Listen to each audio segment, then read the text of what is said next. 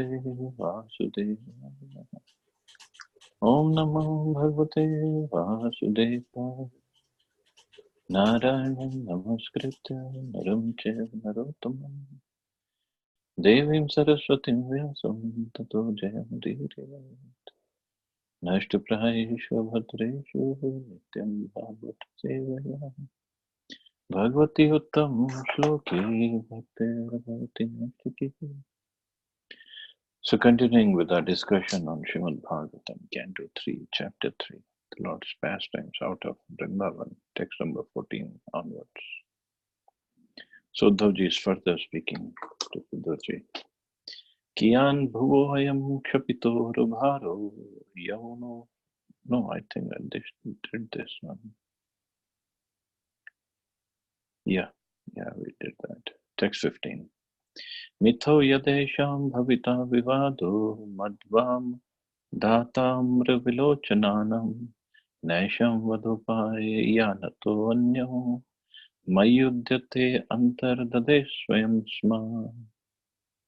When they quarrel among themselves, influenced by intoxication, with their eyes red like copper because of drinking madhu, then only will they disappear, otherwise it will not be possible. On my disappearance, this incident will take place. The Lord and his associates appear and disappear by the will of the Lord. They are not subjected to the laws of material nature. No one was able to kill the family of the Lord, nor was there any possibility of their natural death by the laws of nature. The only means, therefore, for their disappearance was a make show of a fight amongst themselves, as a brawling and intoxication due to drinking. That so-called fighting would also take place by the will of the Lord. Otherwise, there would be no cause for their fighting.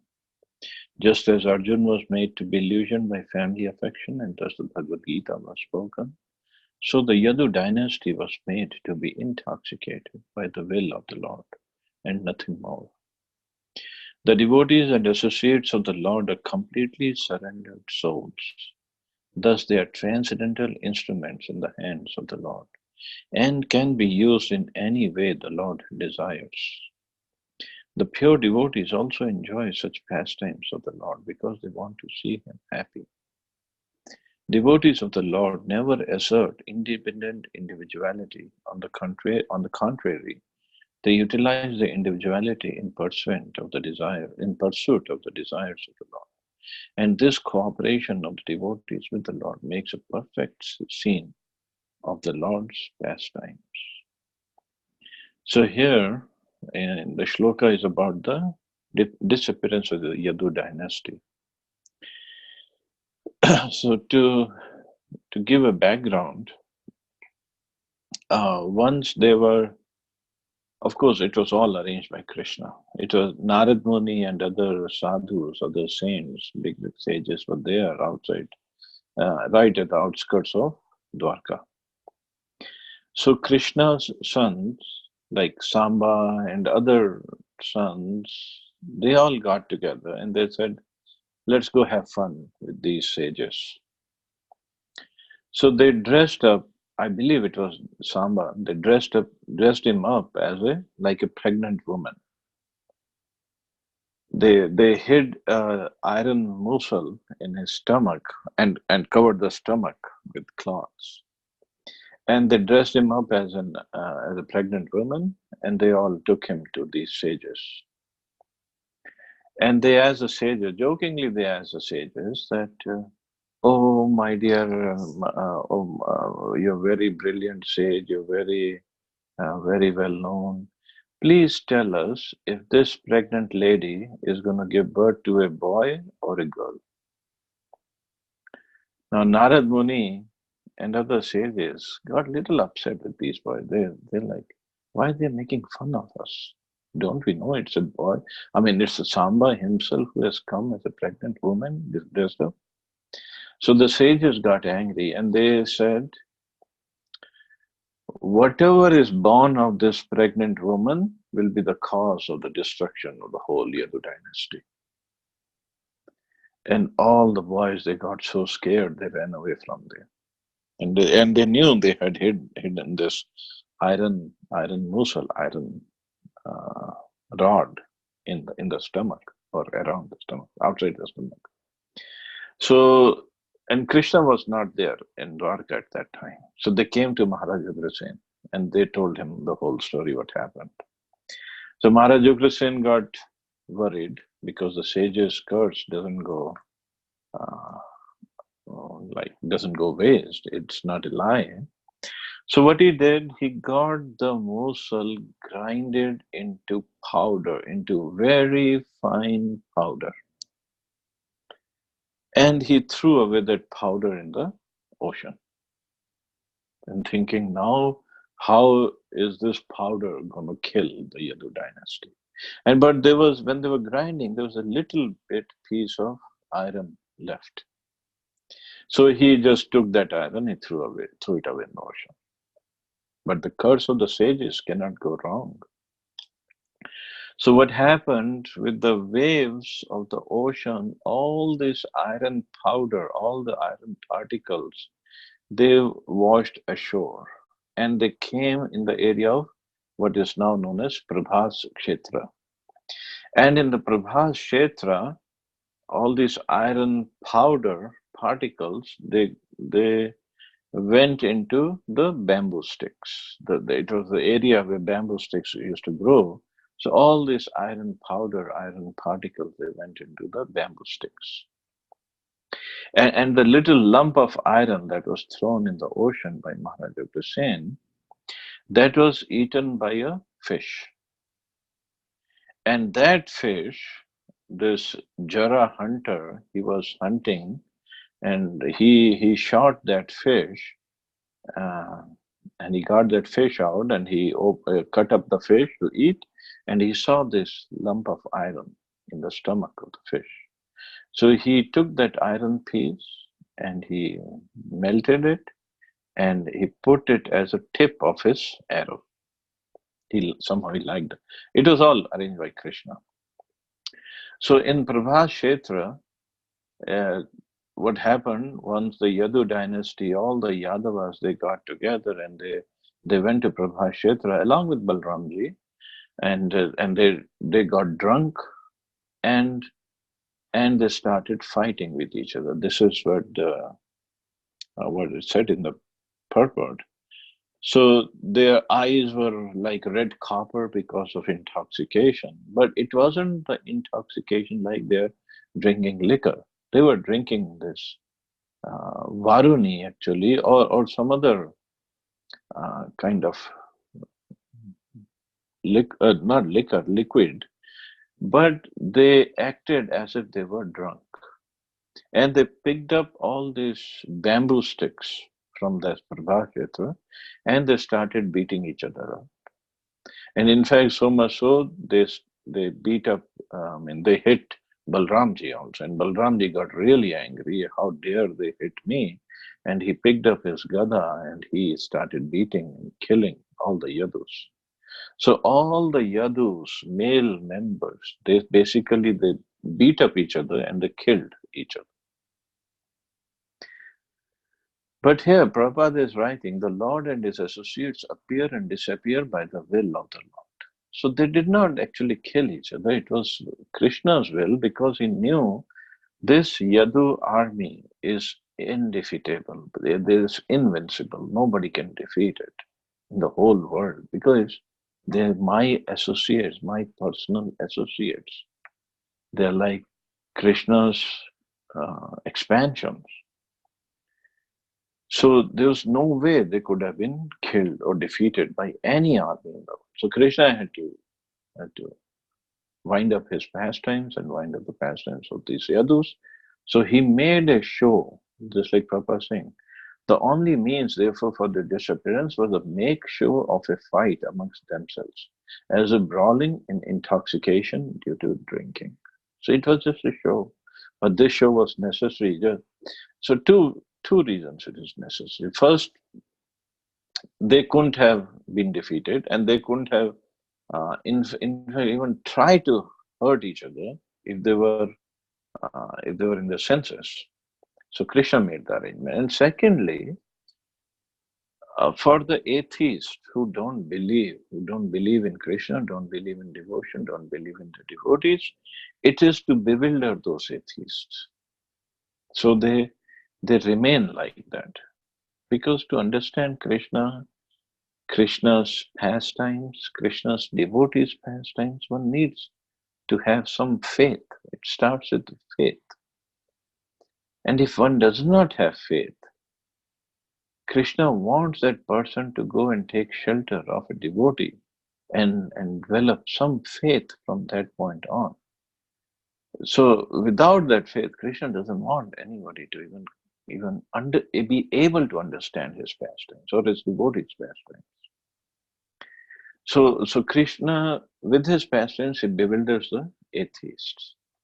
So now that lump of iron, which was taken by this Jara hunter, and he made the arrow tip with that iron. So that was the arrow that he shot at Krishna's lotus feet, which people say, Bhagavatam doesn't say, people say Krishna died because of that shot of arrow. Now, clearly here in this verse, even Krishna's associates did not die on their own. It was all arranged by Krishna. So how can Krishna die by shooting of an arrow at the sole of his lotus feet? It's not at all possible. So Krishna wanted to wind up his pastimes and he wanted to leave. So he just made this arrangement of this hunter shooting that arrow at him. Again, for his devotees, they believe that it's all arranged by Krishna. That's all Krishna's pastimes. For those who are not devotees, they get more and more bewildered by reading these stories. And that's when they kind of conclude that Krishna is not God. He's just a historic personality. That's all. So Krishna doesn't want the atheist to approach him. He wants the atheist to approach him through his devotees. And devotees can instill faith in those atheists. And towards the end, see, Prabhupada is writing, the pure devotees also enjoy such pastimes of the Lord because they want to see him happy. So this is what the Lord decided. This is how he wanted to end the Leela of Yadus. So he arranged it like that. But devotees of the Lord always enjoy the pastime because they want to see Krishna happy. Whatever Krishna does, whatever Krishna wants to, it's all perfect.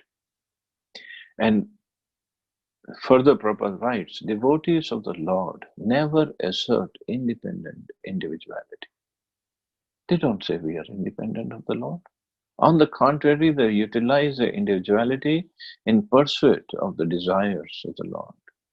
And this cooperation of the devotees with the Lord makes a perfect scene of the Lord's pastimes.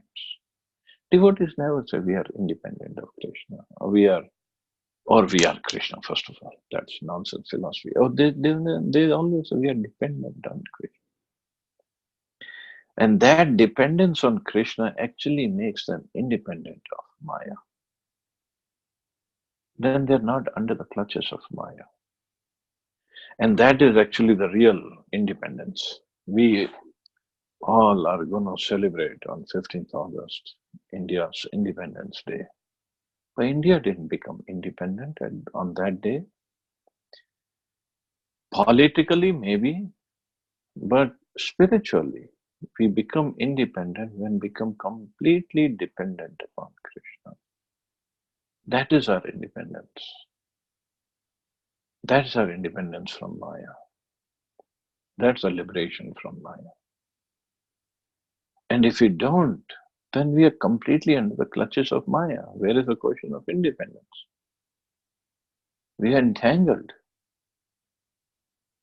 We are bound up by the three modes of nature. We don't see those shackles of Maya, shackles of the three modes of nature, but we are bound up. We can see through the scriptures. But to be completely free from those shackles, we have to take shelter of Krishna's lotus feet. And we have to assert our dependence on Krishna, our surrender to Krishna. Then we are independent. But obviously, none of the political leaders will speak like this. So, only the devotees can understand it. Text 16. Evam sanchintya bhagavan swarajya sthapya dharmajam nandyamasa suhrita sadhunam vartma darshayan.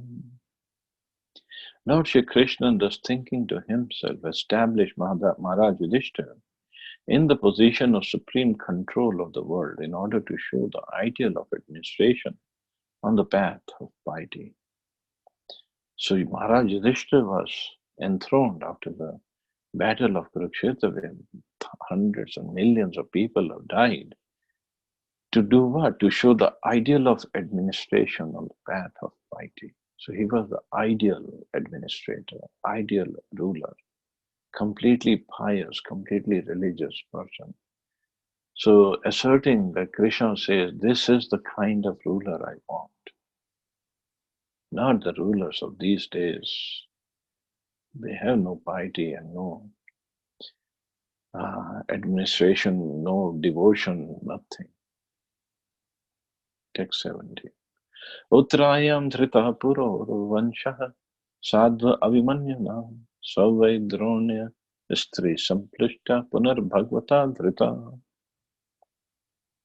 The embryo of Puru's descendant, begotten by the great hero Abhimanyu in the womb of Uttara, his wife, was burnt by the weapon of the son of Drona, but later he was again protected by the Lord. The embryonic body of Parikshit, which was in formation after Uttara's pregnancy by Abhimanyu, the great hero, was burnt by the Brahmastra of Ashwatthama, but his second body was given by the Lord within the womb, and thus the descendant of Puru was saved. Of course, here it is in this shloka, it is said his Parikshit Maharaj's body was completely burnt, and Krishna gave him second body. And in first canto, it is said that Krishna protected Parikshit Maharaj, and he didn't let Brahmastra touch him. So this could be in different kalpa. This story could happen in different kalpa. In different day of Brahma, it could happen in different ways. That Krishna saved Maharaj Parikshit. This incident is a direct proof that the body and the living entity, the spiritual spark, are different. When the living entity takes shelter in the womb of a woman through the injection of the semen of a man, there is an emulsification of man's and women's discharges, and thus a body is formed the size of a pea, gradually developing into a complete body. But if the developing embryo is destroyed in some way or other, the living entity has to take shelter in another body or in the womb of another woman. So the living entity is different from that body. The particular living entity who was selected to be the descendant of Maharaj Puru or the Pandavas was not an ordinary living entity. And by the superior will of the Lord, he was destined to be the successor to Maharaj Yudhishthira. Therefore, when Ashwatthama destroyed the embryo of Maharaj Parikshit, the Lord, by his own internal potency, entered into the womb of Uttara by his plenary portion just to give audience to the would-be Maharaj Parikshit, who was in great danger. By his appearance within the womb, the Lord encouraged the child and gave him complete protection in a new body by his omnipotency. By his power of omnipresence, he was present both inside and outside of Uttara and other members of the Pandava family. So this is the potency of Krishna. He immediately gave Maharaj Parikshit, the soul, another body, so he can take birth and continue on. Of course, Maharaj Parikshit was required, was needed, or was engaged by Krishna in further pastimes of the Srimad Bhagavatam would be spoken. And of course, Maharaj Parikshit's glories could be heard far and wide because of that. So Krishna is omnipotent and omnipresent. So he was inside the womb of Uttara and he was standing outside as well. And he was standing in front of other members of Pandava family, although he's inside their body as well. So this is only Krishna who can do this. Nobody else can do all this. And still people say we all are God. Text 18. Ayajaya dharma sutam ashvamedhar stribhir vibhu suapi kshamam anujah rakshan reme krishnam anuvritaha. The Supreme Lord induced the son of Dharma to perform 3 horse sacrifices.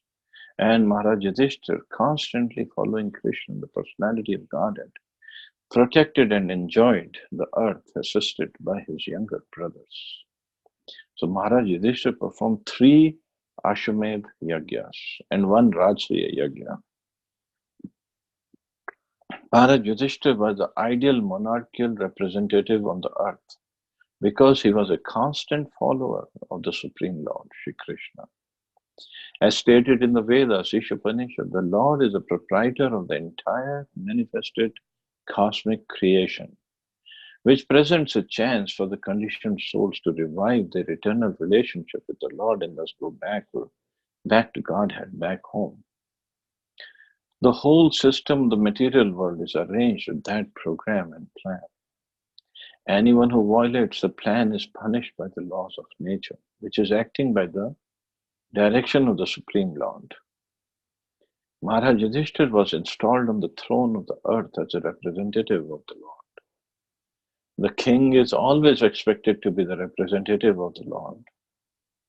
See, the king is always expected to be the representative of the Lord. In fact, the king is considered, according to scriptures, a representative of the Lord. He is called Naradeva, we can say, or Nrip.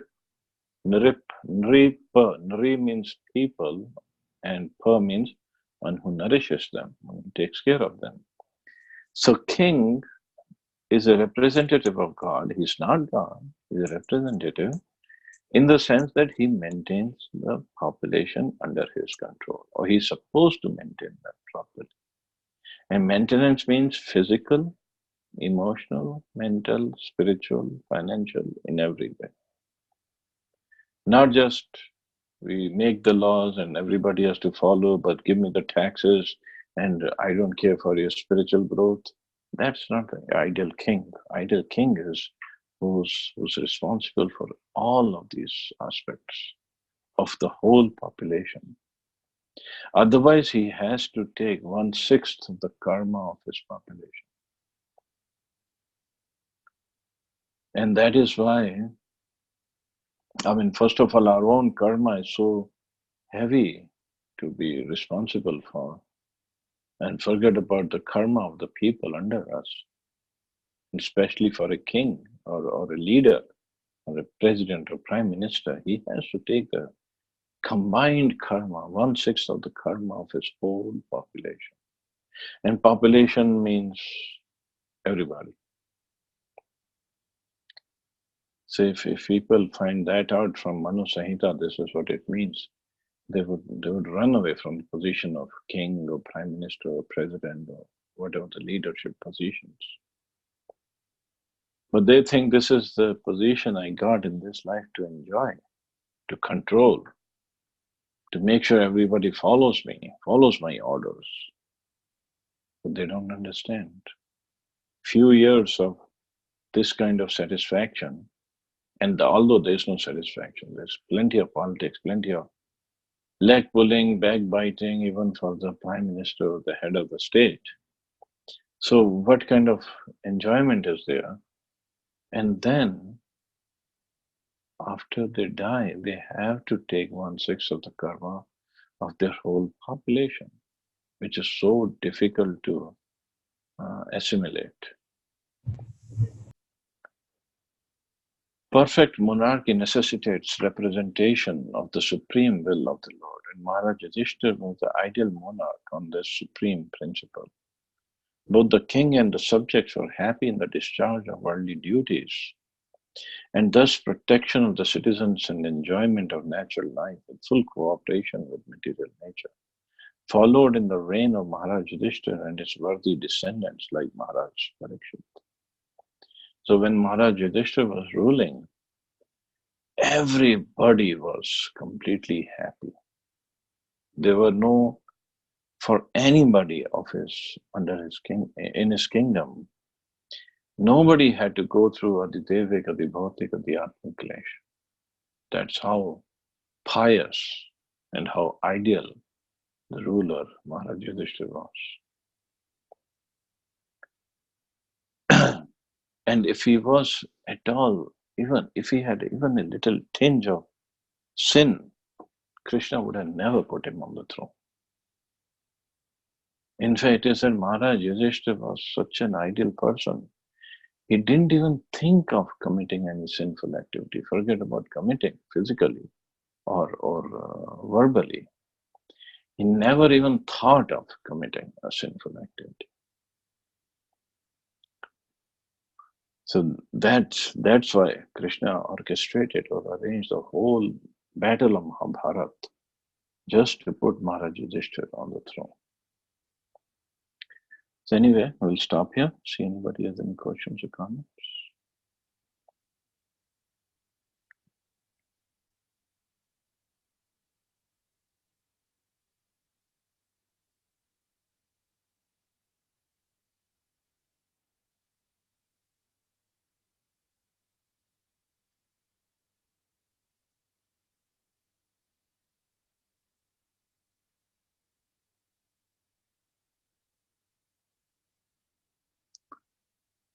Okay, so we'll stop here and